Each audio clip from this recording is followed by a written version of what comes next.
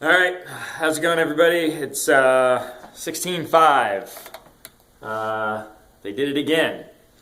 I'm not sure what else to tell you here. 16:05 is 14:05. If you were around 2 years ago, you probably can't wipe this memory out of your mind, even if you wanted to. We've got descending ladder, 21 through 3, 21, 18, 15. 12, 9, 6, 3, thrusters, and burpees. Not just any burpees, we've got burpees over the bar. All right. We know a couple of things from last year, so that's going to make this a little bit easier. And for those of you who are interested, I will post a link to 2 years ago, 2014 blog post that I wrote about this. A lot of that stuff stays very, very true. A couple of things that we learned that we know differently. We were kind of anticipating some things 2 years ago when I wrote that post, and we know a little bit more now. First of all, pace is your word of the day, right? This episode is brought to you by the word pace and the number 3. Thrusters are really... your strategy on the thruster needs to break this up in order to manage your heart rate and your breathing for the burpees. As much as we love to hate thrusters, this is really what's going to make or break this workout for you, the burpees over the bar. 21, 18, 15, 12, 9, this whole rep scheme, depending on how light that thruster feels for you or how heavy that thruster feels for you, is going to depend on how you break these up. Generally speaking, for most of us, we want to break it up as little as possible, and that's going to vary. Maybe it's 2 sets, maybe it's 3 sets. Most normal people are not going to go unbroken on these early sets, right? You're going to want to break this up similar to how you would break up Fran. What we found is that crushing yourself with thrusters is going to jack your heart rate up, you're breathing heavy, and you're going to slow way down on these burpees. So it's better to do some smaller sets, break it up more so that you are a little bit calmer, you're a little bit more relaxed, and you don't have to take quite as long of a rest break in between your sets on the thrusters. Watching some of the pro guys do this, watching Rich Froning do it in 2014, watching some of the people do it this year, they're pausing at the top and taking a quick breath at the top of the thruster.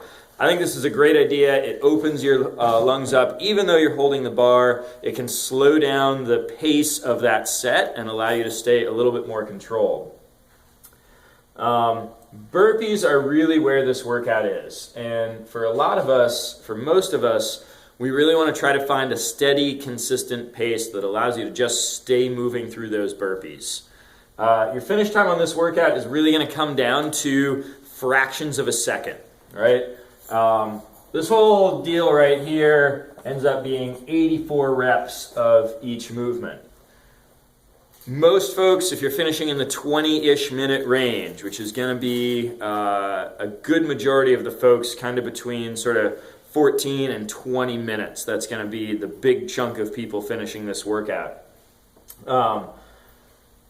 84 reps, you're going to spend more than half that time on the burpees. Depending on how aggressive you get with the thrusters, the burpees are going to represent anywhere from about half to maybe 2/3 of the time in the workout.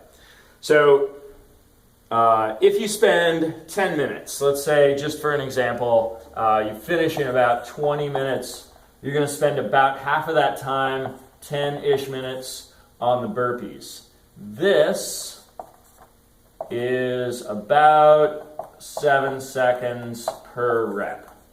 It's actually 7.15 seconds. It's a little bit faster, a little bit higher than 7 seconds per rep. So we know from 2014, and we've seen it reinforced already a couple of times so far this year, the drop down or step back, do your burpee, get your chest to the ground, step up, and then jump over the bar becomes our best possible strategy for managing heart rate, even right from the get-go. Turns out that even a 3/4 of a second or 1 second difference is going to make about a minute's worth of time on your burpees. So starting with about that 7 second per rep cadence, if you think about from there shaving a half a second or 3/4 of a second or even a full second off of that rep pace, that's going to give you a significant time in terms of, because you're doing 84 reps, a significant amount of time difference in your ending score, right? Similar thing for the thrusters, but the thrusters is more about how long you're resting versus how long each thruster is going to take. A thruster is not going to vary that significantly. The faster you do them, in fact, the higher you're going to jack your heart rate up, and overall, I think that's going to be a detriment to you. It's going to negatively impact that score or that overall time. So this workout is really about your pace. It's really about how well you know yourself and how well you can kind of manage that aerobic load. You are spelunking in the pain cave here, so you're going to be down there for a while. Unfortunately, Sunshine Bear does not live in the pain cave. They're not going to come out and save you and finish the burpees for you. So I will try to edit in at the end a couple of different burpee strategies that I think are successful, but these movements are pretty straightforward. In terms of prep, you definitely want to be moving as efficiently as possible on the thrusters. So that's going to mean overhead positioning. And we've talked about this already with a couple of these workouts, but things like hanging, working on the thoracic spine with a lacrosse ball peanut, mashing into the traps, anything that opens up that overhead position. Also things that improve your rack position. This is going to be super helpful for you also, because the more that bar can rest and be connected to your shoulders through the front squat portion of that thruster, the less work your arms are going to have to do. So mobility in the rack position and overhead position are really going to start to play a part in how efficient those thrusters can be. Burpees, we want to make sure hips are opened up. That's going to help with the thrusters also. So things that get you into the squat, I can't spell, nobody saw that. Squat position and or deep lunge position, Spider-Man steps, the squat series, inchworms, things like that that are going to help to really warm up and open up the hips in terms of that hinging capacity are going to be really helpful for you here. Not a whole ton of complexity in these movements, so mobility prep, you guys know these drills, you've been through it, you kind of know what your limitations are by this point. I expect you guys to be able to poke away at some of this stuff, or pick away at it. In terms of warm-up, I want lots of sweat going on. I want you to get sweaty in the warm-up, right? So spend some time on a rower, spend some time on a ski erg, spend some time with a jump rope, get the aerobic engine going. Again, most of us are going to be kind of between that 14 and 20-ish minute piece. Some of us will be longer, some of us will be shorter, but we want to have that aerobic engine really primed. Once you've got that aerobic engine primed, not a bad idea to spend some time, maybe 4 rounds, 4 minutes of an EMOM, every minute on the minute, 4 burpees, 4 thrusters, not in that order, right? 4 thrusters, 4 burpees. That's going to help you kind of feel out that movement and feel out your pace. Remember, consistency and strategy on the burpee pace is really where this workout is going to be won or lost. For a handful of the top level folks, your thrusters are going to play a part in terms of the rest time in between those sets. But really, and we've already seen it today, somebody who takes more rest on the thrusters or more frequent rest on the thrusters, so smaller sets and short periods of rest a little bit more frequently, is setting themselves up to be more consistent on the burpees, and that's where the workout really is. So from here, I'm going to try to cut to a couple different burpee examples, and hopefully that'll give you guys some stuff to work with. All right, burpees. I'm going to go over kind of what I think was the best burpee strategy to keep your heart rate down and control your breathing and sort of set yourself up for consistency.